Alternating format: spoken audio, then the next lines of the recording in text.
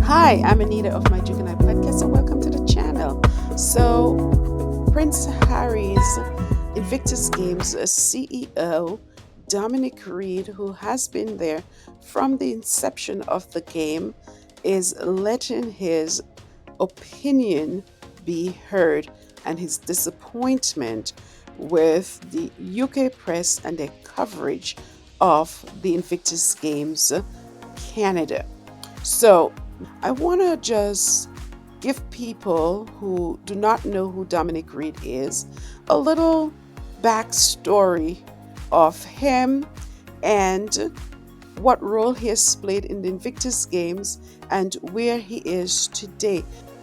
Dominic Reid, who is living the Invictus game, has been the CEO from its inception, and he has been all over the Invictus Games in Canada, as it is his final game. I strongly believe it might be his final game as CEO, but I believe that he will be around and we will be seeing him, around, because you don't get to spend 10 years with an organization and just cold turkey depart like that. Also, too, we saw that though he had put in his resignation, he also wanted to see this part of the Invictus Games, this, winter game come through, and then he would step down. So, yes, he is living, but I do not believe that this is the last we're going to see of him for sure.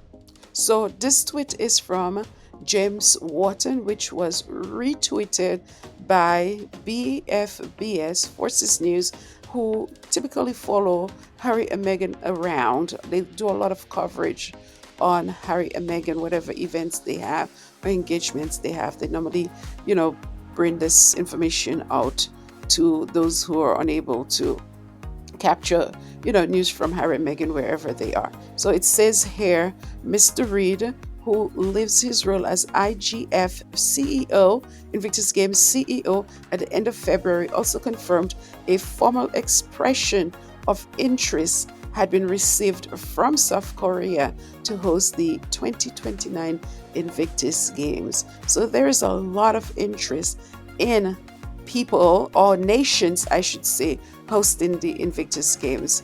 And there was, I believe, a photo of Prince Harry with members of the South Korea team presenting quite possibly the invitation, or the interest, I should say, in having the Invictus Games be in South Korea in 2029. Here's the article that I saw and I wanted to bring to you about South Korea's bid to have the games in their country, particularly the 2029 games. And this is coming from Korea Jong-ang Daily. So it says here, Korea submits bid to host Invictus Games 2029. And we've all seen this photo where they presented Harry with a gift. And I don't know what is in this man's hand right here. Apparently, this is the bid, probably, that they are presenting to him. Let's read the caption here. Vice Veterans Affairs Minister, Lee Hee-wan left, so this is this person, and Britain's Prince Harry, second from right, meet during the Invictus Games 2025 in Canada on Wednesday, February 12th. So let us see what the article says. So Korea has submitted an official bid to host the Invictus Games, an international sports event for injured service members in the country's central city of Daejeon in 2029, the Veteran Ministry said Wednesday. Vice Veterans Affairs Minister Lee Hee-wan submitted on on Sunday Korea's formal bid to host the sporting event as he led a government delegation to the Invictus Games 2025 underway in Vancouver, according to the ministry. So this is just a tidbit of what the Invictus Games is, which we all know already. So let me just read this part here. So they say here, if the games are held in Korea in 2029, it will mark the first such case in Asia, Lee said, hoping the games will contribute to raising awareness and support for injured service members not only in North Korea and Europe, but in Asia as well. In a meeting with Lee, who himself is an injured Navy veteran, Prince Harry was quoted as welcoming Korea's bid to host the sports event, saying he looks forward to a good competition. The ministry anticipated that hosting the games in Dijon will contribute to bolstering the regional economy as well as strengthening medical rehabilitation and support system for injured veterans. Okay, so they say more than 550 athletes from 23 countries, including 11 Korean nationals, participated in the Invictus Games in Canada this year. So there you have it. They've provided their official bid to Prince Harry for the Invictus Games. Let the games begin. Let's see who's going to get it in 2029. It's always exciting. So there's also another post that caught my attention really from James Wharton, and it says here, outgoing Invictus Games CEO has said that it has been an ambition to host the games in Ukraine at the earliest opportunity after the war. So it seems like they definitely want to shine a light on Ukraine by having the games be in Ukraine as soon as possible. Obviously, there's a war going on right now in Ukraine, so I don't know if it's going to end in time for the next installment of the Invictus Games. So we don't know who is going to host it in 2029. But it seems like South Korea is publicly saying they want to. And here is Dominic Reid saying that as soon as possible, Ukraine should host it. So he looks like he's a staunch supporter of the people of Ukraine, as well as Harry and Meghan are. So we shall see who's going to get it. And it's also always, I should say, fun to watch the announcement and the tease that normally takes place for who is going to host the Invictus Games, the host country. So we shall see. So Dominic Reid also criticized UK coverage of the games, saying he was very disappointed. Oh yes, I'm not surprised that there is very little coverage by the UK press or media about the Invictus Games. No surprise at all, because what they're doing, I'm thinking they are under the directive of certain people in the United Kingdom to make sure that they punish Harry and that they do not broadcast anything positive about Prince Harry.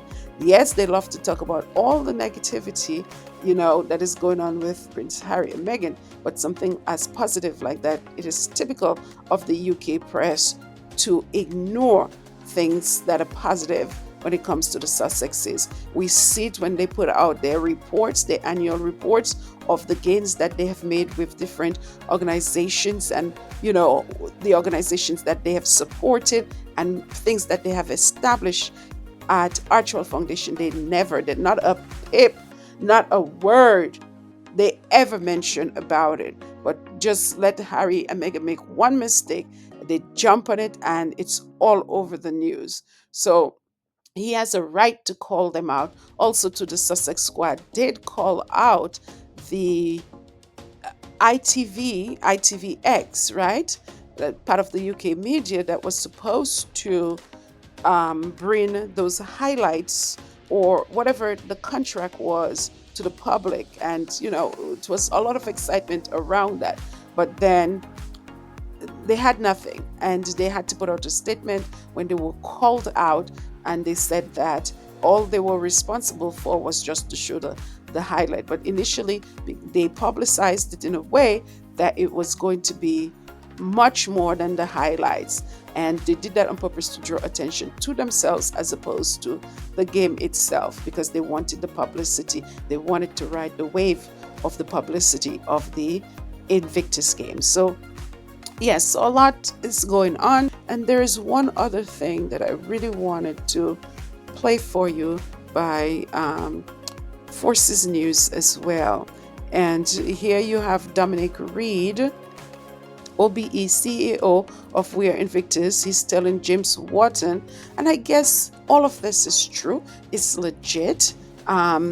Here's confirmation that he wasn't a part of a panel speaking. So it says here, Dominic Reid, OBE CEO of Invictus of We Are Invictus, tells James Wharton that the 2025 games are the best ever. Wow, wow, wow, wow, wow. He says the best ever. I mean, just say it had a bit of everything. It had winter sports in it, it had summer sports in it, it had everything. And the opening was awesome. I'm still trying to figure out how am I going to look at the closing ceremony. But let's listen to what he is saying here. The thing that I do in my life is I run the Lord Mayor show. I sell every successive Lord Mayor. I've sold 32 of them. That their show is the best.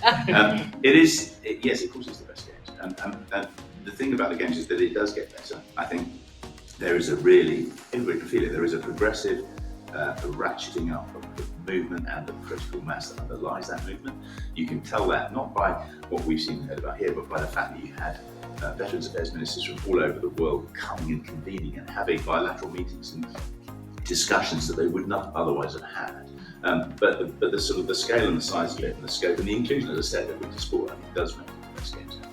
Now that's not just to decry any of the other ones, you know. Another thing that I do in my life is I run the Lord Mayor show. I sell every successive Lord Mayor. I've sold 32 of them. That their show is the best.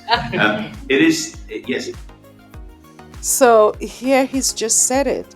Not only what we've seen that makes it the best game, but he said that also I wanted to point out that he's not taking anything away from the other games. He also mentioned in this video that military personnels, high-ranking people, are coming from all over the world, and they are convening at the Invictus Games. They're having meetings at the Invictus Games right here, right now. So they're taking it serious, and it's, you know, the best is yet to come. Literally, that's what he's saying, essentially. So that's very, very good.